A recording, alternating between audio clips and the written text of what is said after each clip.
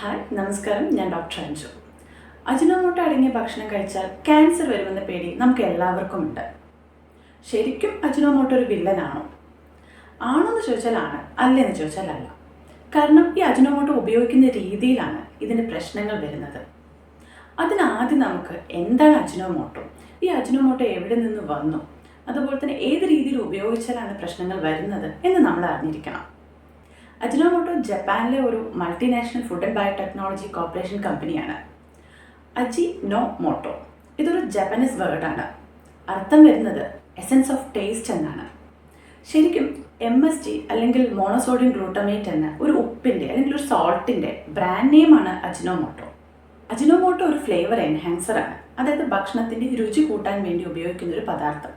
നമ്മളിപ്പോൾ ഒരു കറിയോ അല്ലെങ്കിൽ ഒരു ഭക്ഷണം ഉണ്ടാക്കി കഴിഞ്ഞാൽ അതിനൊരു രുചി കൂട്ടാൻ നമ്മൾ കടുകൊക്കെ വറുത്തിടാറുണ്ട്. ഇതുപോലെ തന്നെ ഒരു ഭക്ഷണത്തിൻ്റെ രുചി കൂട്ടാനായിട്ട് അല്ലെങ്കിൽ അതിൻ്റെ ഒറിജിനൽ ഫ്ലേവർ എൻഹാൻസ് ചെയ്യാനായിട്ട് അല്ലെങ്കിൽ സപ്ലിമെൻറ്റ് ചെയ്യാനായിട്ട് ഉപയോഗിക്കുന്ന ഒരു വസ്തുവാണ് അല്ലെങ്കിൽ ഒരു പദാർത്ഥമാണ് അജിനോമോട്ടോ.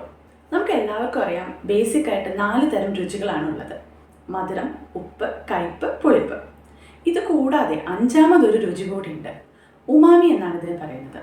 ഒരു ജാപ്പനീസ് സയൻറ്റിസ്റ്റ് 1908 ഉമാമി എന്നൊരു രുചി കണ്ടുപിടിച്ചത്. ഈ ഉമാമിയുടെ രുചി എന്ന് പറയുന്നത് കുക്ക്ഡ് മീറ്റിൻ്റെ അല്ലെങ്കിൽ ഒരു ഫിഷ് സോസ്, സോയ സോസ്, അതുപോലെ തന്നെ മഷ്റൂം, ഇതിൻ്റെയൊക്കെ ഒരു രുചിയാണ് നമുക്ക് ഉമാമി നൽകുന്നത്. അജിനോമോട്ടോയും ഉമാമിയും തമ്മിൽ എന്തെങ്കിലും ബന്ധമുണ്ടോ? ഈ ഉമാമി എന്ന രുചിക്ക് കാരണക്കാരനായ ഒരു ഘടകമാണ് ഗ്ലൂട്ടമേറ്റ്. അജിനോമോട്ടോയിൽ അടങ്ങിയിരിക്കുന്നു ഈ ഗ്ലൂട്ടമേറ്റ് ആണ്, അതായത് MSG അല്ലെങ്കിൽ മോണോസോഡിയം ഗ്ലൂട്ടമേറ്റ്. അതാണ് അജിനോമോട്ടോ. ഈ മോണോസോഡിയം ഗ്ലൂട്ടമേറ്റ് അല്ലെങ്കിൽ അജിനോമോട്ടോ നാച്ചുറലായിട്ട് തക്കാളിയിലും പൊട്ടാറ്റോയിലും ഒക്കെ അടങ്ങിയിട്ടുള്ള ഒരു വസ്തുവാണ്. അതുപോലെ തന്നെ അജിനോമോട്ടോ കൂടുതലായി ഉപയോഗിക്കുന്നത് ചൈനീസ് ഡിഷസിലാണ്. പാക്കറ്റ് പ്രോസസ്ഡ് ഫുഡ്സിലും അജിനോമോട്ടോ ആഡ് ചെയ്യാറുണ്ട്. ഇപ്പോൾ പാക്കറ്റ് പൊട്ടാറ്റോ ചിപ്സ് പോലെയുള്ള ഫുഡ് ഐറ്റംസിലും അജിനോമോട്ടോ ഉണ്ട്. ഫിഷ് ഫ്രൈ അല്ലെങ്കിൽ നാടൻ കറികളിലൊന്നും ഈ അജിനോമോട്ടോ ഉപയോഗിക്കാറില്ല. അതുകൊണ്ടാണ് ഇപ്പോൾ നമ്മൾ വീട്ടിലുണ്ടാക്കിയ ചിക്കൻ ഫ്രൈയും അതുപോലെ ഒരു പാക്കറ്റ് പ്രോസസ്ഡ് ഫുഡ്, ഒരു പാക്കറ്റ് പൊട്ടാറ്റോ ചിപ്സ് നമ്മുടെ കയ്യിലുണ്ടെങ്കിൽ നമ്മൾ ചിലപ്പോൾ നമ്മുടെ കൂടെയുള്ള ഒരാളുമായിട്ട് ഈ ചിക്കൻ ഫ്രൈ നമ്മൾ ഷെയർ ചെയ്യുമായിരിക്കും. പക്ഷെ നമ്മുടെ പാക്കറ്റ് ഫുഡ് അല്ലെങ്കിൽ ഈ പ്രോസസ്ഡ് ഫുഡ് നമ്മൾ ഒരിക്കലും ഷെയർ ചെയ്യില്ല. ഇത് നമ്മൾ കഴിച്ചുകൊണ്ടേയിരിക്കും. സ്റ്റാർട്ട് ചെയ്ത് കഴിഞ്ഞാൽ നമ്മൾ കാലിയാക്കുന്നവരെ കഴിച്ചുകൊണ്ടേയിരിക്കും. ഇതിന് പ്രധാന കാരണം ഉമാമി ടേസ്റ്റാണ്. ഇപ്പോൾ കുട്ടികളൊക്കെ ആണെന്നുണ്ടെങ്കിൽ അവർക്ക് ഈ ഒരു ഫ്ലേവർ എൻഹാൻസർ അല്ലെങ്കിൽ ഈ അജിനോമോട്ടോയുടെ ഉമാമി ടേസ്റ്റ് അവർക്ക് വളരെ ഇഷ്ടമാണ്. അവർക്ക് മാത്രമല്ല, നമുക്കും ഇഷ്ടമാണ്. സംഭവിക്കുന്നത്, ഈ അജിനോമോട്ടോ അടങ്ങിയ ഭക്ഷണം നമ്മൾ കഴിക്കുന്ന സമയത്ത് നമ്മുടെ നാവിലെ ടേസ്റ്റ് ബഡ്സിലെ ഗ്ലൂട്ടമേറ്റ് റിസപ്റ്റേഴ്സ് ആക്ടിവേറ്റ് ചെയ്യപ്പെടും. ഈ റിസപ്റ്റേഴ്സ് നമ്മുടെ ബ്രെയിനിന് സിഗ്നൽ കൊടുക്കുകയും ചെയ്യും. ഈ സിഗ്നലിനെ ബ്രെയിൻ ഉമാമി ടേസ്റ്റുമായിട്ട് ഇൻ്റർപ്രറ്റ് ചെയ്യും. നേരത്തെ പറഞ്ഞ പോലെ ഉമാമി ടേസ്റ്റ് ഒരു കുക്ക്ഡ് മീറ്റിൻ്റെ അല്ലെങ്കിൽ സോസുകളുടെ, മഷ്റൂമിൻ്റെ ഒക്കെ ഒരു ടേസ്റ്റാണ് നമുക്ക് നൽകുന്നത്. അതുകൊണ്ടാണ് നമ്മൾ ഈ പ്രോസസ്ഡ് ഫുഡ്സ് അല്ലെങ്കിൽ ചൈനീസ് ഡിഷസ് ഒക്കെ കഴിക്കുന്ന സമയത്ത് നമുക്ക് കൂടുതലായിട്ട് നമ്മുടെ വായിൽ ഉമിനീര് വരും, സലൈവ കൂടുതലായിരിക്കും. അതിൻ്റെ ഒരു റീസൺ ഈ പറയുന്ന ടേസ്റ്റ് ബഡ് അല്ലെങ്കിൽ ഈ റിസപ്റ്റേഴ്സ് കാരണമാണ്. നമ്മളിപ്പോൾ വീട്ടിൽ മക്കൾക്ക് നമ്മൾ ചിക്കൻ ഫ്രൈയോ അല്ലെങ്കിൽ ഫ്രൈഡ് റൈസോ നൂഡിൽസോ ഒക്കെ ഉണ്ടാക്കി കൊടുത്തു കഴിഞ്ഞാലും അവർക്കത് കഴിക്കാൻ വലിയ താല്പര്യം കാണില്ല. പക്ഷെ നേരെ മറിച്ച് ഹോട്ടലിൽ പോയി നമ്മൾ ഈ നൂഡിൽസോ ചിക്കൻ ഫ്രൈയോ അല്ലെങ്കിൽ ഫ്രൈഡ് റൈസോ ഒക്കെ വാങ്ങി കൊടുത്തു കഴിഞ്ഞാലും അവർക്കത് കഴിക്കാൻ വളരെ ഇഷ്ടമാണ്, അല്ലെങ്കിൽ താല്പര്യത്തോടെ അവർ കഴിക്കും. അപ്പോൾ നമുക്ക് തോന്നാം ഇത് തന്നെയല്ലേ നമ്മൾ വീട്ടിലും ഉണ്ടാക്കി കൊടുത്തേ എന്നുള്ളത്. പക്ഷേ ഇതിൻ്റെ ഒരു കാരണം എന്ന് പറയുന്നത് ആ റെസ്റ്റോറൻറ്റ് ഫുഡിൽ അടങ്ങിയിരിക്കുന്ന അജിനോമോട്ടോ അല്ലെങ്കിൽ ആ ഉമാമി ടേസ്റ്റ് കൊണ്ടാണ്. ഇതുകൊണ്ടാണ് കുട്ടികളായാലും മുതിർന്നവരായാലും ഈ പ്രോസസ്ഡ് ഫുഡ്സ് കഴിക്കുന്ന സമയത്ത് നമുക്കത് നിർത്താൻ സാധിക്കാത്തത്. ഇതുവഴി over eating syndrome, Chinese restaurant syndrome അല്ലെങ്കിൽ അജിനോമോട്ടോ സിൻഡ്രോം പോലെയുള്ള പ്രശ്നങ്ങളും വരാറുണ്ട്. 2020 നടത്തിയ ഒരു സർവേയിൽ അല്ലെങ്കിൽ പഠനത്തിൽ പറയുന്നത്, അമിതവണ്ണം അല്ലെങ്കിൽ പൊണ്ണത്തടി കൂടുതലുള്ള ആളുകളുടെ സ്റ്റേറ്റ് നോക്കിയപ്പോൾ നമ്മുടെ കേരളമാണ് 2nd പൊസിഷനിൽ വരുന്നത്. നമ്മുടെ കേരളത്തിൽ ഇത്രയധികം പൊണ്ണത്തടിയന്മാരോ അല്ലെങ്കിൽ അമിതവണ്ണമുള്ള ആൾക്കാർ ഉണ്ടാവുന്നതിന് പ്രധാനപ്പെട്ട കാരണം ഈ പ്രോസസ്ഡ് ഫുഡ്സ് തന്നെയാണ്. ഈ വളരെ പ്രധാനപ്പെട്ട ഒരു കാര്യം എന്ന് പറയുന്നത്, ഈ അജിനോമോട്ടോ അടങ്ങിയ ഭക്ഷണം കഴിച്ചു കഴിഞ്ഞ് എന്തൊക്കെ പ്രശ്നമാണ് വരുന്നത് എന്ന് നമ്മൾ അറിയണ്ടേ. അജിനോമോട്ടോ അടങ്ങിയ ഭക്ഷണം കഴിച്ചു കഴിഞ്ഞാൽ ഒരിക്കലും ക്യാൻസർ പോലെയുള്ള രോഗങ്ങൾ വരില്ല. അജിനോമോട്ടോ ഒരു ക്യാൻസർ കോസിങ് ഏജന്റ് അല്ല, അത് നമ്മൾ അറിഞ്ഞിട്ട് റിപ്പീറ്റഡ്ലി അജിനോമോട്ടോ നമ്മുടെ ശരീരത്തിനുള്ളിൽ എത്തുകയാണെങ്കിൽ നമുക്ക് തലവേദന, അമിതമായ വിയർപ്പ്, മനം പെരട്ടൽ, ദാഹം കൂടുതലായിട്ട് തോന്നുക, ശരീരത്തിൽ ചുവന്ന പാടുകൾ, ഇത്തരത്തിലുള്ള അസ്വസ്ഥതകൾ ഉണ്ടാവും. ഇതിനെയാണ് ചൈനീസ് റെസ്റ്റോറൻറ്റ് സിൻഡ്രോം അല്ലെങ്കിൽ അജിനോമോട്ടോ സിൻഡ്രോം എന്ന് പറയുന്നത്. ഇതൊക്കെ സെക്കൻഡറി സിംറ്റംസ് ആണ്. നമ്മളൊന്ന് ശ്രദ്ധിച്ചു കഴിഞ്ഞാൽ ശരിക്കും നമുക്ക് അറിയാൻ പറ്റും. നമ്മളിപ്പോൾ ധാരാളം പ്രോസസ്ഡ് ഫുഡ്സ് കഴിച്ചു, അല്ലെങ്കിൽ പുറത്ത് പോയൊരു ചൈനീസ് ഡിഷസോ മറ്റോ കഴിച്ചു, തിരിച്ച് രാത്രി നമ്മൾ എത്തിക്കഴിഞ്ഞ് കഴിഞ്ഞാൽ നമുക്ക് ദാഹം ഒരുപാടായിട്ട് തോന്നുന്നുണ്ടാവും. അതുപോലെ തന്നെ തലവേദന വരാം, ചിലപ്പോൾ ശരീരത്തിലൊക്കെ ഒരു റെഡ്നെസ് പോലെ നമുക്ക് തോന്നും.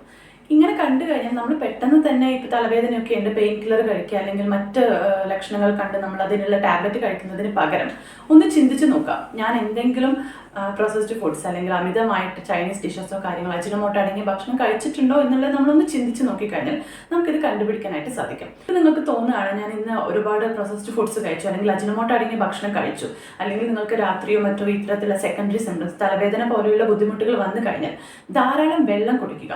ധാരാളം വെള്ളം കുടിച്ചു കഴിഞ്ഞാൽ ഒരു പരിധി വരെ നമുക്ക് ഈ അജിനോമോട്ടോയുടെ എഫക്ട്സ് ഫ്ലഷ് ഔട്ട് ചെയ്ത് കളയാമെന്നാണ് പറയുന്നത്. ഇത് പഠനങ്ങളോ അല്ലെങ്കിൽ സർവേ ഒന്നും പറയുന്നതല്ല, ജസ്റ്റ് ഒരു ഗൂഗിൾ ഇൻഫർമേഷൻ മാത്രമാണ്. പക്ഷെ എന്നാലും നമുക്കിതൊന്ന് ട്രൈ ചെയ്ത് നോക്കാവുന്നതാണ്. എങ്ങനെയാണ് ഈ MSG അല്ലെങ്കിൽ മോണോസോഡിയം ഗ്ലൂട്ടമേറ്റ് എന്ന സോൾട്ട് ഉണ്ടാക്കുന്നത്? ലാബുകളിൽ കരിമ്പ്, ചോളം, കപ്പ എന്നിവയെ ഭക്ഷണത്തെ ഹാനികരമാക്കാത്ത മൈക്രോ ഓർഗാനിസംസ് ഉപയോഗിച്ച് കൃത്രിമമായി ഉണ്ടാക്കുന്ന ഒരു ആർട്ടിഫിഷ്യൽ ഫ്ലേവർ എൻഹാൻസറാണ് MSG അല്ലെങ്കിൽ മോണോസോഡിയം ഗ്ലൂട്ടമേറ്റ് അല്ലെങ്കിൽ അജിനോമോട്ടോ എന്ന് പറയുന്നത്. അതുപോലെ തന്നെ നമ്മൾ അറിഞ്ഞിരിക്കേണ്ട മറ്റൊരു പ്രധാനപ്പെട്ട കാര്യമാണ് ഭക്ഷണത്തിൽ അജിനോമോട്ടോ ചേർക്കുന്നതിൻ്റെ ലിമിറ്റ് എത്രയാണ്. അപ് ടു 1% എന്നാണ് പറയുന്നത്.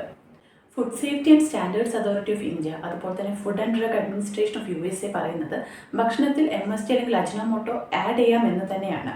അജിനോമോട്ടോ അല്ലെങ്കിൽ MSG ബാൻ ചെയ്യപ്പെട്ടിട്ടില്ല, പക്ഷേ ബേബി ഫുഡ്സിൽ ഇത് ബാൻ ചെയ്തിട്ടുണ്ട്, ആഡ് ചെയ്യാൻ പാടില്ല എന്നാണ് പറയുന്നത്. ശരിക്കും റെഗുലേഷൻസ് പ്രകാരം MSG ഭക്ഷണത്തിൽ ഉപയോഗിക്കുന്നുണ്ടെങ്കിൽ അത് റെസ്റ്റോറൻറ്റ് മെനുവിൽ മെൻഷൻ ചെയ്യണം, അല്ലെങ്കിൽ റെസ്റ്റോറൻറ്റ് എവിടെയെങ്കിലും ഡിസ്പ്ലേ ചെയ്യണം എന്നാണ് പറയുന്നത്.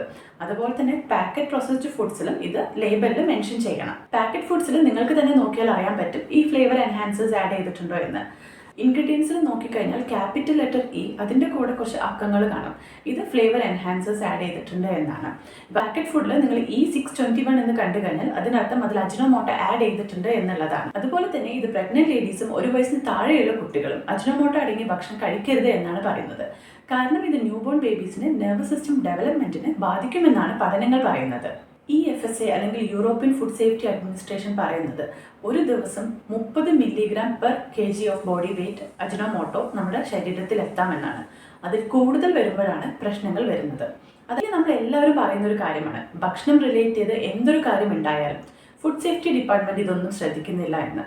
ഫുഡ് സേഫ്റ്റി ഡിപ്പാർട്ട്മെൻറ്റ് ഈ പറഞ്ഞ എല്ലാ പ്രോസസ്ഡ് ഫുഡ് ഐറ്റംസിൻ്റെയും സാമ്പിൾ എടുത്ത് ടെസ്റ്റ് ചെയ്ത് ഫ്ലേവർ എൻഹാൻസേഴ്സ് പറഞ്ഞ അളവിൽ പ്രകാരമാണോ എന്ന് അവർ ചെക്ക് ചെയ്യുന്നുണ്ട്. പക്ഷെ റിസ്ക് വരുന്നത് നമ്മൾ കഴിക്കുന്ന രീതിയിലാണ്.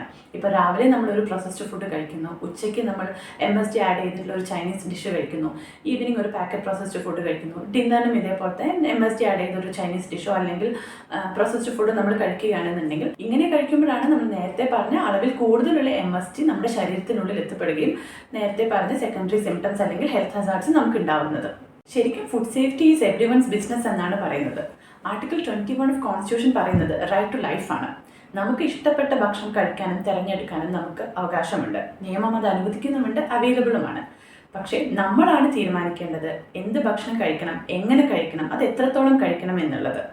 അപ്പോൾ eat healthy food and stay healthy. നമുക്ക് വളരെ ഇൻട്രസ്റ്റിംഗ് ആയിട്ടുള്ള മറ്റൊരു ടോപ്പിക്കുമായിട്ട് നെക്സ്റ്റ് വീഡിയോയിൽ കാണാം.